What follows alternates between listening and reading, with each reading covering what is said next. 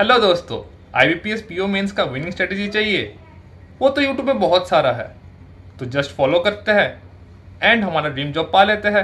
But ये थोड़ी formula थोड़ी ना है कि x की वैल्यू डाली, y की वैल्यू डाली, x plus y whole square का आंसर निकालने की कोशिश की, आंसर निकल गया, हमें अपना ड्रीम जॉब मिल गया।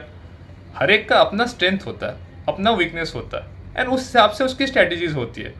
तो चलिए आज हम डिस्कस करते हैं 3-4 तरीक़ों की विनिंग स्ट्रेटजीज जो आपके स्ट्रेंथ और अपने वीकनेस के हिसाब से आपको फॉलो करनी चाहिए, सो दैट आप इस एग्ज़ाम को क्लियर कर पाए एंड अपनी ड्रीम जॉब हासिल कर पाए। सो मैं नीलांजन, मैं एक SBI PO हूँ 2017 बैच का एंड आपके साथ आज शेयर करने वाला हूँ डिफरेंट स्ट्रेटजीज जो कि आपको हेल्प करेगा आपकी ड्रीम जॉब पाने के लिए। स्वागत है दोस्तों आपका जॉब्स अराउंड अस चैनल में। तो आज हम डिस्कस करने वाले हैं विनिंग स्ट्रेटेजी फॉर एवरीवन, जो सबके लिए काम आएगा। क्यों? अब हर एक बंदा, उनकी फूड प्रेफरेंस अलग होती है। किसी को नॉर्थ इंडियन पसंद है, किसी को साउथ इंडियन। हर एक को मूवी अलग अच्छा अच्छा लगता है। किसी को हॉरर मूवीज अच्छा लगता है, किसी को कॉमेडी अच्छा लगता है, किसी को एक्शन, किसी को साइंस फाई। और कुछ लोगों को डिफरेंट प्लेसेस पसंद होते हैं, किसी को बीच, किसी को माउंटेन। तो हर किसी के लिए सेम स्ट्रेटेजी कैसे काम करेगा? एक स्ट्रेटेजी जो टॉपर की स्ट्रेटेजी होती है वो सबके लिए कारीगर साबित नहीं हो पाती है। तो आज हम लोग इस वीडियो के थ्रू डिस्कस करने वाले एग्जैक्ट स्ट्रेटेजीज जो आपको हेल्प करेगा आपके एग्जाम को क्लियर करने के लिए और आपकी ड्रीम जॉब को सिक्योर करने के लिए। तो एक बहुत ही अच्छी कहावत है, a problem well stated is a problem half solve. मतलब अगर हमने प्रॉब्लम स्टेटमेंट को अच्छे से समझ लिया तो फिर हमने आधा प्रॉब्लम तो उधर ही सॉल्व कर लिया। तो चलिए पहले हम लोग एक क्लियर आइडिया करते हैं कि क्या टारगेट कर रहे हैं एंड कैसे टारगेट कर रहे हैं, सो दैट हम उस टारगेट को रीच कर पाए। And इस वीडियो में मैं आपको एक बोनस सक्सेस मंत्रा भी दूंगा, जो आप कोई भी कैटेगरी के स्टूडेंट हो, एस्पिरेंट हो, किसी भी तरीके का आपका स्ट्रेंथ हो, वीकनेस हो, ये सीक्रेट रेसिपी, ये सक्सेस मंत्रा आपको डेफिनेटली हेल्प करेगा। सो चलिए शुरू करते हैं। तो IBPS PO जो कट ऑफ रहा है 225 में से, वो हर साल आप लगा लीजिए, अगर 2017 की बात करें तो ये 82 मार्क्स रहा है। 2018 में 74.5, 2019 में 79.5 और 2020 में 83.5। तो हम ये मान सकते हैं कि इस साल अगर थोड़ा बहुत ऊपर नीचे हुआ भी तो 85 के आसपास अगर हम टारगेट करके चले तो हमारा ये कट ऑफ क्लियर हो सकता है। अब 85 आउट ऑफ 225 बहुत ज्यादा मुश्किल टास्क तो नहीं लग रहा, काफी अचीवेबल लग रहा है। तो चलिए अब देखते हैं कि जो IBPS PO मेंस का एग्जाम है उसमें क्या क्या सेक्शंस आते हैं, क्या मार्क्स डिस्ट्रीब्यूशन रहता है। तो देखिए, रीजनिंग करके जो सेक्शन है उसमें 60 मार्क्स आता है। डेटा एनालिसिस जो क्वांट होता है, DI होता है, वो 60 का होता है। इंग्लिश जो लैंग्वेज है उसमें 40 मार्क्स के क्वेश्चन आते हैं। GK, स्टैटिक एंड सारे जो आपके banking awareness and banking and RBI and different questions जो GK आपके रिसेंट करंट अफेयर्स वगैरह होते हैं, वो 40 मार्क्स के आते हैं। एंड आपको जो राइटिंग सेक्शन होता है जिसमें आपको दो राइटिंग रहते हैं, एक लेटर राइटिंग और एक पैराग्राफ राइटिंग। सो उनमें आपके 25 मार्क्स रहते हैं। तो ये सब कुछ मिला के हमें 85 स्कोर करना है कट ऑफ क्लियर करने के लिए। तो इतना मुश्किल लग नहीं रहा। एंड अगर आप थोड़ा सा समझदारी से अपने स्ट्रेटेजी के हिसाब से, अपने प्लान के हिसाब से करेंगे तो बिल्कुल करेंगे, क्योंकि देखिए आपने किया है प्रीलिम्स क्लियर, तो आपको ये सारे सब्जेक्ट्स के बारे में थोड़ा थोड़ा करके नॉलेज तो है ही। आपको बस थोड़ा पॉलिश करके अपने स्ट्रेंथ के हिसाब से अपनी स्ट्रेटेजी बनाना है एंड आपका ये एग्जाम क्लियर हो जाएगा। तो हम इधर चार तरीके के स्टूडेंट्स की कैटेगरी में सबको बांट रहे हैं। तो बेसिकली आप अब जिस इनमें से जिस किसी कैटेगरी में भी लाइक करते हैं तो उस हिसाब से आपका प्रिपरेशन स्ट्रेटेजी बन जाएगा। सो ये पहले स्ट्रेटेजी भाई साहब कौन है? पहले भाई साहब है ऑलमोस्ट प्रिपेयर्ड, जिन्होंने ये पहला मेंस है नहीं, जिनको मेंस करने में पता है, प्रिपरेशन की हुई है, बट उनको थोड़ा बहुत और चाहिए ये एग्जाम क्लियर करके अपने ड्रीम जॉब हासिल करने के लिए। सेकेंड है हाफ प्रिपेयर्ड भाई साहब, जो कि थोड़ा थोड़ा प्रिपरेशन किया हुआ है पहले भी, थोड़ा पहले इस साल के स्टार्टिंग में भी किया था, बीच में भी किया था, उनको देखते हैं कि कैसे कर सकते हैं। थर्ड है सेक्शनल हीरो, इनका एक सेक्शन स्ट्रांग है, इनमें भी दो सेक्शन स्ट्रांग है, बट बाकी सेक्शंस में उनको काम करना पड़ेगा। एंड कैसे, एंड चौथे भाई साहब है वेयर टू स्टार्ट वाले भाई साहब, ये क्लियर तो कर चुके हैं बट इन्होंने अभी तक स्टार्ट नहीं किया। एंड ये अभी ढूंढे जा रहे कि कहाँ से स्टार्ट करें एंड क्या स्टार्ट करें ताकि इनका ये पेपर क्लियर हो जाए। तो पहले वाले जो भाई साहब होंगे या पहले वाले जो भी बहन होंगी जिनको ये पेपर क्लियर करना है एंड जो ऑलमोस्ट प्रिपेयर्ड कैटेगरी में आते हैं, तो उनके लिए क्या स्ट्रेटजी रहेगा। सो बेसिकली इनका ये पहला मेंस एग्जाम है नहीं, इन्होंने पहले भी शायद कोई मेंस एग्जाम दिया था, वो थोड़े मार्क्स के लिए चूक गए, या इनकी प्रिपरेशन बहुत अच्छी है, इन्होंने साल के स्टार्टिंग से बहुत ही मेहनत की है एंड इनके कंसेप्ट वगैरह काफी क्लियर है। तो अब इनके लिए ये सही रहेगा कि ये डेली एक मॉक प्रैक्टिस जरूर करें, क्योंकि जितना वो क्वेश्चंस बनाते जाएंगे उनके लिए उनका कॉन्फिडेंस भी बिल्ड होता रहेगा एंड उनका प्रिपरेशन भी अच्छा होता रहेगा।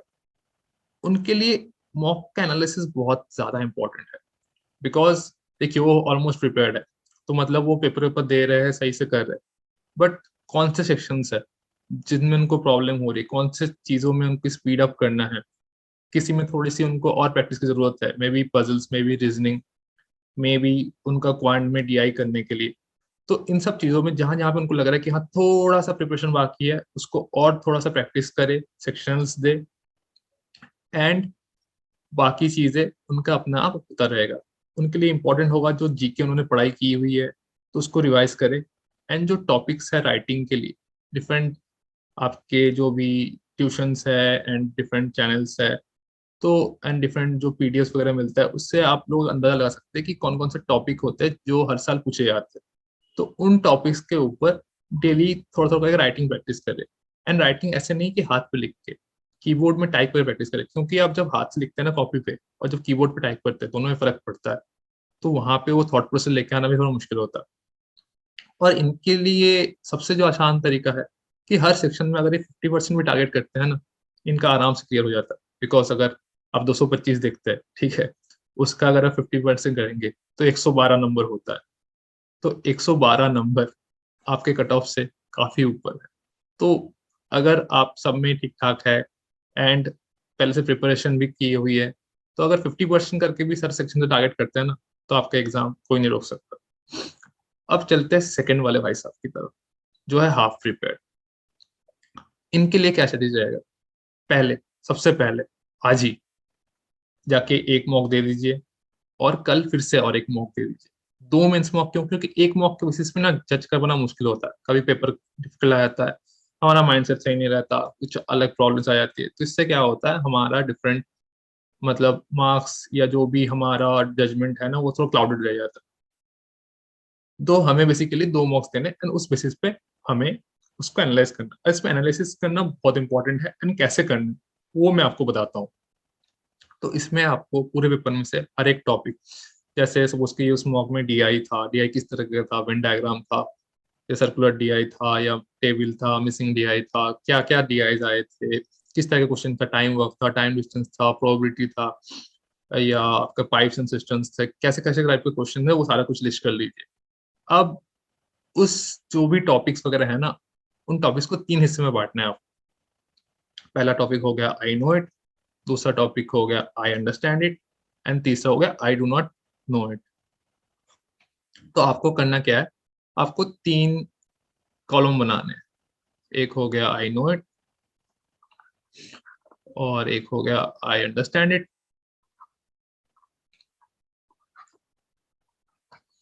और तीसरा यहाँ पे बना लेता हूँ कि I do not know it. तो हमने ऐसे ऐसे करके अब टॉपिक्स को इन लिस्टों में बांटते गए। जैसे सपोज के लिए पहला हो गया जैसे टाइम एंड वर्क, हाँ मेरे को पता है, तो मैंने इस कैटेगरी में डाल दिया।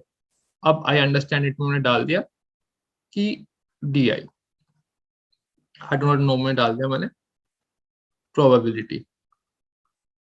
तो आई नो इट कैटेगरी में वो सारे क्वेश्चन आएंगे जिनका क्वेश्चन देखते आपका बन जाता है।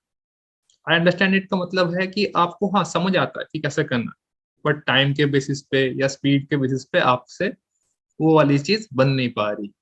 तो और I do not know it का मतलब है कि हाँ समझ नहीं आ रहा भाई, इसको क्या करूं मैं, क्वेश्चन तो पढ़ लिया, आगे क्या करना है, एक लाइन लिखता हूँ, आगे समझ नहीं आ रहा, उसको आगे बढ़ू कैसे, आगे करूँ कैसे, कुछ भी पता नहीं लग रहा। अब एक बार जब आपके ये बन गया ना, तो आई नो इट कैटेगरी वाले वो सारे क्वेश्चंस होंगे, टॉपिक्स होंगे जिनको आपको डेली प्रैक्टिस करना है। तो ये जब डेली प्रैक्टिस करेंगे इससे क्या होगा कि टॉपिक आपको पता है, इसमें स्पीड बढ़ेगी एंड ये वाले नंबर आपके पक्के हो जाएंगे। फिर हम काम करेंगे आई अंडरस्टैंड इट वाले टॉपिक्स पे। तो आई अंडरस्टैंड इट वाले टॉपिक्स पे क्या करेंगे कि हम इनको कुछ वीडियोस देखेंगे इनका, कि हाँ हमें थोड़े बहुत पता है, एंड अगर कुछ कंसेप्चुअली प्रॉब्लम है तो थोड़े बहुत यूट्यूब में वीडियोस देख ले उस टॉपिक स्पेसिफिक, एंड फिर से हमने कुछ मॉक्स लगाया, कुछ सेक्शन लगाया, ताकि उस चीज को प्रैक्टिस कर करके उनमें स्पीड बढ़ाए और उनमें हमारा कंसेप्ट भी बिल्ड करे अच्छे तरीके से। एंड जो I do not know it वाला है ना, इसमें अगर ज्यादा लिस्ट अगर बहुत ज्यादा बड़ा नहीं है तो इसको अभी के लिए थोड़ा बहुत छोड़ देते हैं, क्योंकि टाइम कम है अभी। अभी हमें देखना है कि हमें देखो यहाँ पे कोई पेपर तो टॉपर वाला पेपर तो है नहीं, इन द सेंस कि यहाँ पे जो मार्क्स हमें मिलेगा हम जिंदगी भर उसको सर्टिफिकेट बना के चिपका के रखेंगे दीवार पे। नहीं भाई, जिसका क्लियर हुआ, जो बंदा 90 मार्क्स लेके भी क्लियर कर रहा है और जो 190 मार्क्स लेके भी क्लियर करेगा पेपर, दोनों को सेम जॉब नौकरी मिलने वाली है। तो हमें भाई क्लियर करना है पेपर, हमें लेनी है नौकरी। यहाँ पे हमें अपना नॉलेज बढ़ाने का अभी देखना नहीं है फॉर दिस टाइम, क्योंकि टाइम बहुत कम है। तो हमारा पूरा फोकस होना चाहिए कि अगर हमारे आई नो इट सेक्शन और आई अंडरस्टैंड इट, इन दोनों पे काम करके अगर हमें हर सेक्शन से आपका 50% तक स्कोर हो जाता है एंड जीके में आपका 20-25 नंबर इधर से बन जाता है। अब जीके के लिए कहाँ से पढ़े, अगर हमने पढ़ाई स्टार्ट नहीं की है या थोड़ा बहुत करके रखा। अभी आपको पता होगा कि बहुत सारे सोर्सेस है, बहुत सारे रिनाउंड सोर्सेस है जहाँ पे बैंकिंग की आपको स्ट्रेटजीज एंड बहुत कुछ हेल्प मिलता है, कंटेंट मिलता है। तो वहाँ पे उन सब डिफरेंट सारे सोर्सेस में आपको कैप्सूल्स वगैरह भी प्रोवाइड किए जाते हैं। उन कैप्सूल्स में से उठा लीजिए और पढ़ लीजिए। अब ऐसा नहीं है कि कैप्सूल पूरा उठा के पढ़ लिया, भाई कैप्सूल बहुत बड़ा होता है, जो उनके पीडीएफ होते हैं बहुत बहुत बड़े होते हैं। तो हमें ऐसा नहीं करना है कि सारा कुछ पढ़ लेना। थोड़ा सा अगर हम पिछले साल के पेपर वगैरह देखेंगे ना, तो वहाँ पे देखेंगे कि बैंकिंग अवेयरनेस वगैरह, banking static part, banking GK, banking current affair, इन सब जगहों में ना आपके थोड़े बहुत एफर्ट डालने से ना 10-12 नंबर ऐसे बन जाते हैं, उधर से 10-12 क्वेश्चन आ ही जाते हैं। तो इन सब चीजों के लिए आप वो वाला पहले एरिया फोकस कर लीजिए, क्योंकि आपको तो 40 में 40 नहीं चाहिए। मिलते हैं तो बहुत बढ़िया, कोई अगर पूरे नंबर ले आता है तो बहुत ही बढ़िया, मैं तो किसी को रोक नहीं रहा। द थिंग इज, जिनको उतना नंबर लेने में मुश्किल हो रही है, इनको अभी लग रहा है कि हाफ प्रिपरेशन है, नहीं कर पाएंगे इतना सारा कुछ, तो ठीक है, हम अगर थोड़ा भी करते हैं फिर भी हमारा कट ऑफ क्लियर हो जाएगा, हम पहुंच जाएंगे उस तक। तो और ये बैंकिंग का जो करंट अफेयर्स वगैरह है, इसके लिए हमने थोड़ी सी हेल्प करने की कोशिश की है आपकी। हमने बहुत ही छोटे छोटे 3-3 मिनट के वीडियोस बना के एक प्लेलिस्ट क्रिएट करके रखा हुआ है, जिसका डिस्क्रिप्शन हम लोग हमारे वीडियो के डिस्क्रिप्शन में, कमेंट में एंड इस वीडियो के ऊपर भी कहीं पे लिंक डाल देंगे, ताकि आप देख के आधा घंटा टाइम लगा के आप वो वाले पूरा बैंकिंग करंट अफेयर्स वगैरह का देख सकते हैं। इन आधे घंटे में हमने कोशिश किया है कि आपको 10 से 12 नंबर आपके झोली में हम दे पाए उस प्रिपरेशन के थ्रू। एंड आप लोगों के लिए भी सिमिलर स्ट्रेटेजी रहेगा। जो टॉपिक्स फॉर राइटिंग होते हैं उनमें डेली डेली प्रैक्टिस करिए एंड टाइप करके प्रैक्टिस कीजिए कंप्यूटर पे, हाथ से लिख के नहीं, क्योंकि वहां पे वो एक डिफरेंट बॉल गेम हो जाता है, उतने कम टाइम में टाइप करके वो लेटर लिखना, ये लिखना, उसमें दिक्कत हो सकती है। तो इसलिए लैपटॉप पे या कंप्यूटर पे या जहाँ पे भी टाइप करके प्रैक्टिस कीजिए। अब चलते हैं हमारे थर्ड एस्पिरेंट कैटेगरी की तरफ। ये उन सब एस्पिरेंट्स के लिए है जो सेक्शनल हीरो है। सेक्शनल हीरो का मतलब क्या है कि जिनको एक आधा सेक्शन बहुत अच्छे से आता है। अब आप पहले डिसाइड कर लीजिए कि आपके दो सेक्शन में से कौन सा वाला सेक्शन सही रहता है। किसी का क्वांट स्ट्रांग रहता है, किसी का रीजनिंग स्ट्रांग रहता है। तो आप लोगों के लिए सिंपल स्ट्रेटेजी ये है कि जो भी आपका स्ट्रांग सेक्शन है ना, उसमें दबा के और थोड़ा प्रैक्टिस कीजिए डेली, एक सेक्शनल या डेली एक मॉक के थ्रू वो वाला सेक्शन को प्रैक्टिस करना है एंड आपको उसमें से 50% स्कोर करने की कोशिश करना है। और अगर आप देखेंगे क्वांट और रीजनिंग दोनों में 60-60 नंबर आते हैं दोनों सेक्शंस में से। ये आपका क्वांट सेक्शन, इसका रीजनिंग सेक्शन। ये दोनों में अगर आपने किसी भी सेक्शन में स्ट्रांग है तो उसमें से अगर 50% स्कोर कर लिया तो आपके 30 मार्क्स इधर से बन जा रहे हैं। और फिर आप अगर जीके कैप्सूल वगैरह से या डेली रिवाइज करके या आप पहले से जीके वगैरह पढ़ रहे हैं, वहां से अगर अपने 20-25, सॉरी ये हम लोग थोड़ा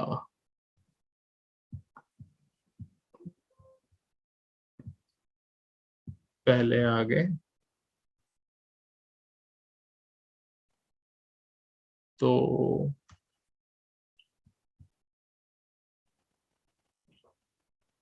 आपके अगर क्वांट और रीजनिंग दोनों 60-60 के हैं एंड अगर हम 50% स्कोर कर लिया तो आपके 30 मार्क्स इधर से आराम से बन गए।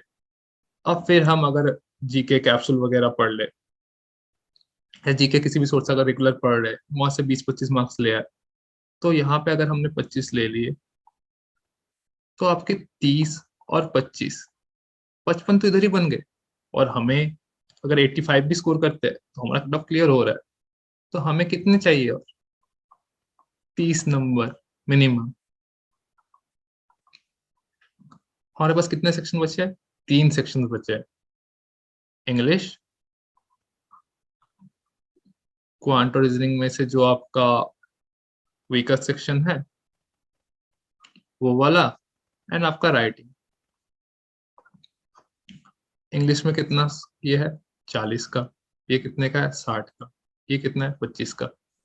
तीनों में से ही अगर हम लोग 12-12-12 नंबर ले आए, कितने बन रहे? 36 नंबर। हमें कितने चाहिए थे? 30 नंबर। आपका पेपर हो जाएगा क्लियर। तो बहुत डरने की बात नहीं है। एंड बाकी अगर इनमें भी लगता है कि नहीं 12-12 भी मुश्किल है, जो हमारा वीकर सेक्शन है, सपोज आपका क्वांट आपका स्ट्रांग है, आपका रीजनिंग वीक है, आपको लगता है 12 भी नहीं आएगा, भाई बहुत टाइम है। 12-15 दिन मिनिमम तो है ही। अगर एग्जाम पोस्टपोन पोस्टपोन भूल जाते, मना मान लेते 12 को 22 को ही एग्जाम देना है, 22 जनवरी को ही एग्जाम देने जाना है, फिर भी टॉपिक वाइज वीडियोस देखते हैं, यूट्यूब में बहुत वीडियोस है, सेक्शनल प्रैक्टिस करते हैं।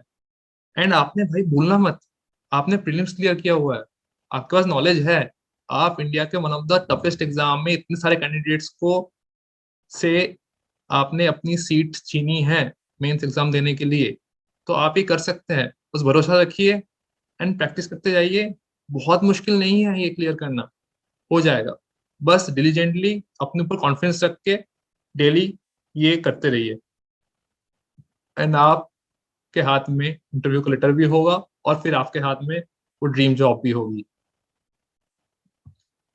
आप स्टार्ट करें चौथे एस्पिरेंट के लिए, जो अभी तक उनको समझ नहीं आ रहा कि क्या करे कैसे करे।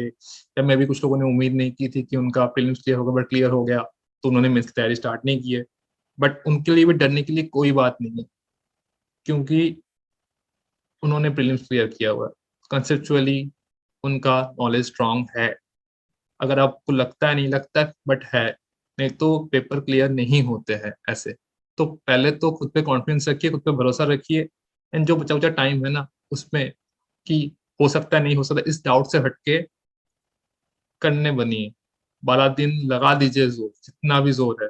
12-15 दिन अगर पेपर एक पोस्टपोन होता है तो उसमें जितना भी दिन बचता है पूरा जोर लगा दीजिए।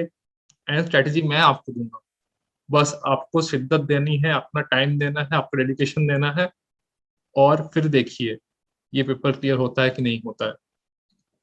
एंड ये मैं किसी ऐसे ही कोई ब्लैंक क्लेम नहीं कर रहा। मैंने भी पेपर दिया था, मैंने भी SBI PO 2017 निकाला था, तो मेरे को पता है, मैं गुजरा हूँ इन सब इमोशन से, इन सब फीलिंग्स से। एंड तभी आपको ये बोल रहा हूँ विथ फुल कॉन्फिडेंस, आपके बड़े भाई की तरह, कि आप बस जो भी बचे कुछ दिन हैं उसमें बस लगा दीजिए, थोड़ा स्ट्रेटेजिकली सोच के एंड अपने हिसाब से बना के, एंड आप देखिएगा आपका पेपर क्लियर होने से आपको कोई नहीं रोक सकता। तो आपके लिए भी स्ट्रेटेजी ये रहेगा, पहले आप 2 मेंस मॉक दे दीजिए, ताकि आपको पता लगे कि आप कहाँ लाई करते हो। अब इस मॉक को अच्छे से एनालाइज करना है, section wise marks for each section, वहां से देखिए कि आपके कौन कौन से सेक्शन में कितने कितने मार्क्स आ रहे, कहाँ तक पहुंचे अभी। एंड मानिए अगर आप कॉन्फिडेंटली फुल फोकस के साथ अच्छे तरीके से देंगे ना, तो आपके 50-60 नंबर तो आएंगे ही। अगर नहीं भी आते हैं कोई बात नहीं, जितने भी आते हैं उसको लिख लीजिए। फिर पहली चीज जो आपको नोटिस करनी है, किसी सेक्शन में आपने काफी अच्छे मार्क्स लेके आ पाए या नहीं। मे बी आपका क्वांट अच्छा आ गया, या रीजनिंग अच्छा आ गया, या इंग्लिश ही अच्छा आ गया, तो उस सेक्शन को पकड़ लीजिए और फिर उस सेक्शन को आप बना लीजिए कि ये आपका स्ट्रॉन्ग होल्ड है, आपका स्ट्रेंथ है। इस पे काम करके रगड़ के एकदम आपने इसमें से काफी अच्छे मार्क्स खींचने हैं। तो फिर चलिए, अगर ये वाला सेक्शन मिल गया, फिर आपने क्या करना है। तो सपोज कीजिए आपका क्वांट, रीजनिंग या इंग्लिश, इन तीनों में से कोई भी एक सेक्शन आपका स्ट्रॉन्ग जोन आ जाता है। जिसके लिए क्वांट या रीजनिंग स्ट्रॉन्ग आ जाता है उसके लिए तो बल्ले बल्ले हो गए, क्योंकि अगर इधर से 50% मार्क्स खींच लिया तो आपका 30 मार्क्स बन जाएगा। और अगर आपका इंग्लिश स्ट्रॉन्ग आ रहा है, तो अगर आप यहाँ से 25 नंबर खींच पाते हैं तो भी आपके लिए बहुत ज्यादा बुरा नहीं है। फिर भी आप सेफ जोन में हैं, कुछ डरने वाली बात नहीं है। तो अगर मान के चलते हैं आपका क्वांट या रीजनिंग में से एक जोन स्ट्रॉन्ग आ गया, तो 30 मार्क्स यहाँ बन गए। बाकी आपने जीके कोई कैप्सूल से या किसी चीज से आपको बनाना है एकदम मस्त तरीके से, अच्छे से रटना है, अच्छे से पढ़ना है उस चीज को पाई टू पाई। तो जो भी कैप्सूल्स है, बड़े बड़े पीडीएफ्स है, उसमें पूरा मत घुसिए, क्योंकि 10-12 दिन 15 दिन में आपको पॉसिबल नहीं है कि आप 80 पेज रट ले और उसको याद भी रख ले। पढ़ भी लेंगे बट याद रखना मुश्किल हो जाए। तो उसमें सिलेक्टिवली स्टडी करें कि कौन सा आपका एरिया है जो आपका स्ट्रेंथ है, एंड कौन सा आपका एरिया है जहाँ पे आप ज्यादा मार्क्स खींच सकते हैं। तो फॉर एग्जाम्पल आप अगर लास्ट ईयर किसी भी ईयर का पेपर वगैरह देखेंगे ना, तो उसमें देखेंगे आपका जो करंट अफेयर्स है, बैंकिंग फाइनेंशियल्स, इनमें से काफी स्कोर्स आता है। एंड आपका जो करंट अफेयर्स है उसमें से काफी आता है जो नॉन बैंकिंग फाइनेंशियल होता है। तो आपको जो स्टैटिक पार्ट होता है या नाम वगैरह रखना, याद रखना होता है, उसमें ज्यादा पार्ट नहीं आता। तो अगर वो चीजें याद नहीं हो रही तो ठीक है, जितना हो सके करिए। एंड अगर बैंकिंग एंड फाइनेंशियल अवेयरनेस के लिए अगर बात करें, तो हमने आपकी हेल्प करने के लिए छोटी कोशिश की हुई है कि 3-3 मिनट के हमने 10 वीडियोस डाले हुए, 30 मिनट्स का टाइम दीजिए, आपको 10-12 मार्क्स वी होप कि आपको वहां से मिल जाएंगे। तो उसको देख लीजिए, उससे आपको थोड़ी सी हेल्प हो सकती है। एंड उसके बाद यहाँ पे आपके 30 इधर बन गए, और जीके में अगर आपको 25 नंबर ले आते हो तो 55 इधर बन जाएंगे। आपको चाहिए और कितने, 30 मार्क्स। आपके पास सेक्शन कितने बचे हुए, 3 सेक्शन बचे हुए। हर सेक्शन में से अगर आप 12-12 नंबर भी लेते हैं तो 36 मार्क्स बन जाएंगे। आपका कट ऑफ क्लियर है। सिमिलरली अगर इंग्लिश में आप 25 ले आते हैं, और अगर 25 मार्क्स आप जीके से ले आते हैं, तो आपको 50, आपको कितने चाहिए, 35। बाकी फिर से 3 सेक्शन है, तो 3 सेक्शन में से अगर 12-12 नंबर ले आए तो 36, फिर भी आपका 85 बन रहा है। तो देखिए, बहुत मुश्किल नहीं है। द थिंग इज, आपको भरोसा रखना है, प्रैक्टिस करना है, एंड फोड़ के आना है। सो जो भी आपका स्ट्रॉन्ग सेक्शन मिल गए, उसको छोड़ के जो भी सेक्शंस है उसमें ना हर टॉपिक को लिस्ट कर लीजिए। एंड टॉपिक की लिस्ट को 3 हिस्सों में बांटना है। I know it, I know it, I understand it, and I do not know it. तो जैसे सपोज कर लीजिए आपका टाइम वर्क है, वो आई नो इट सेक्शन में आ गया। तो आपको पता है, आपसे बनता भी है, तो आप इसको डेली प्रैक्टिस कीजिए, ताकि इससे क्वेश्चन आए तो आप छोड़े नहीं, एकदम दबा के निकाल के आए। सेकेंड है आई अंडरस्टैंड इट वाले, सब उसको करो, आपको पार्टनरशिप, आपको समझ आता है, कंसेप्चुअली पता है कि हाँ क्या चीज हो रहा है, बट स्पीड के चक्कर में या थोड़े कॉम्प्लेक्सिटी के चक्कर में आपसे हो नहीं पाता। तो आपके आई अंडरस्टैंड इट सेक्शन में जो जो टॉपिक्स होंगे ना, उनको अच्छे से पहला क्या करना है, उनके लिए कोई वीडियोस देख लीजिए यूट्यूब पे, जो भी आपको सही लगता है, जो भी आपके सर है ये है फॉलो करते हैं जिनको अच्छा लगता है, उनसे वीडियोस देख लीजिए। फिर उसको सेक्शन लगा दीजिए एंड उस क्वेश्चन प्रैक्टिस कर लीजिए। तो ये आई अंडरस्टैंड इट से या आई नो इट चले जाएंगे। नहीं, अगर देखेंगे, अगर आपके जो भी टॉपिक्स होते हैं वो आई नो इट्स और आई अंडरस्टैंड इट वाले को भी कवर कर लेंगे ना, तो आपके आराम से 30-40% क्वेश्चन बन जाएंगे पूरे सेक्शन में से। तो अगर क्वांट में 30% भी हो जाए, तो 60 का 30% 18 क्वेश्चन, 18 मार्क्स तो ऐसे ही बन रहे हैं। हमें तो चाहिए थे 12, अगर आपको एक सेक्शन भी है। सिमिलरली डिफरेंट डिफरेंट सेक्शन में आप करेंगे ना, तो देखिएगा आपका हो जाएगा। एंड मोस्ट इम्पोर्टेंटली जीके पढ़ना मत छोड़िएगा, जीके बहुत इंपॉर्टेंट है। जीके इन द सेंस, मैं नॉर्मल जनरल नॉलेज की बात नहीं कर रहा हूँ, मैं जो करंट अफेयर्स वाला सेक्शन है उस सेक्शन की बात कर रहा हूँ। वो 40 नंबर जो है वो आपके लिए एक बहुत ही इंपॉर्टेंट मल्टीविटामिन टैबलेट की तरह है, उसको ले लीजिए, बेनिफिट करेगा ही करेगा। एंड ये वाला पार्ट बहुत छोटा होता है, राइटिंग वाला, और लोगों को लगता है कि स्किप कर देंगे, थोड़ा कम कर लेंगे, हो जाएगा, बट ये बहुत इंपॉर्टेंट फैक्टर हो सकता है, हर एक मार्क्स यहाँ से भी आपको बहुत हेल्प कर सकता है। तो इसको प्रैक्टिस कीजिए। एंड प्रैक्टिस कैसे करेंगे?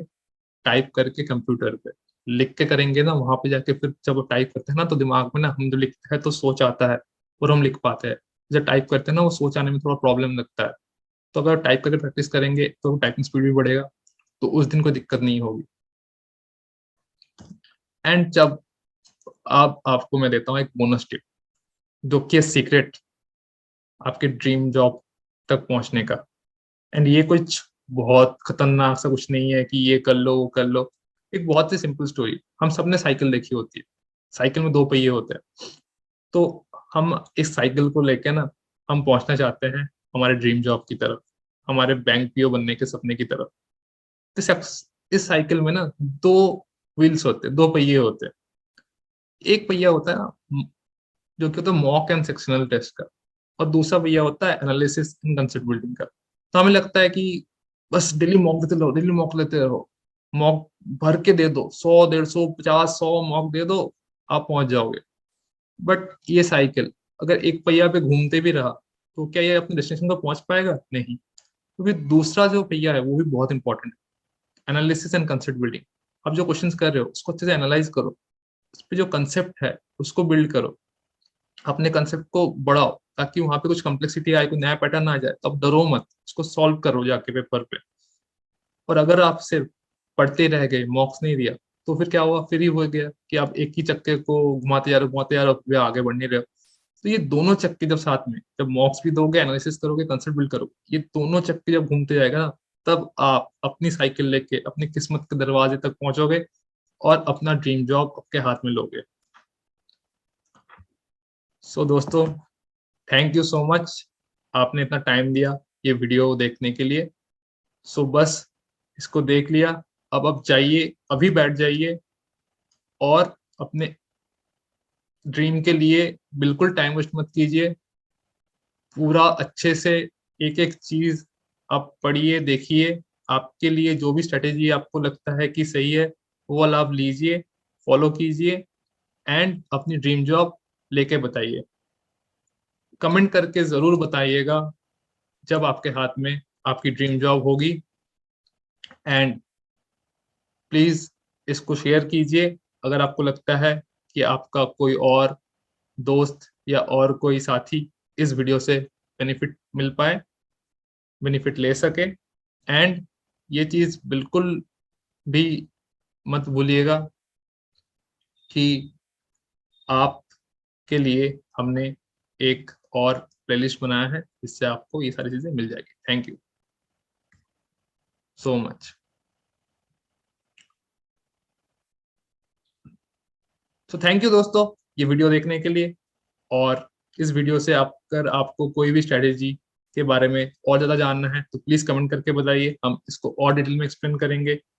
एंड अगर आपको लगता है कि ये आपको हेल्प कर सकते हैं, आप किसी जो साथ में है दोस्त, जो लोग अभी प्रिपरेशन करने इस जर्नी में और दूसरे स्टूडेंट को हेल्प कर सकते हैं, तो प्लीज को शेयर कीजिए।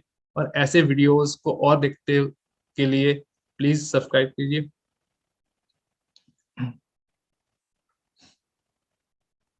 थैंक यू सो मच ये वीडियो देखने के लिए।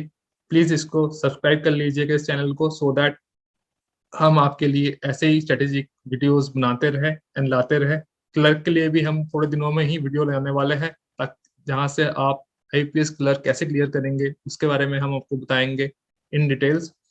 एंड जैसे मैंने आपको वीडियो में भी बताया था कि अगर आपको बैंकिंग एंड करंट अफेयर्स के लिए शॉर्ट में आधे घंटे में पूरा रिवीजन चाहिए इस पूरे जर्नी का, तो हमारा प्लेलिस्ट हम इस वीडियो के कमेंट में एंड इस वीडियो के डिस्क्रिप्शन में लगा देंगे, एंड लिंक भी शेयर कर देंगे, ताकि आप जाके आधा घंटा लगा के अपना करंट अफेयर्स में कुछ मार्क्स, अराउंड 10 मार्क्स आराम से बहुत ही कम टाइम में सिक्योर कर पाए। थैंक यू सो मच दोस्तों, मिलते हैं नेक्स्ट वीडियो में।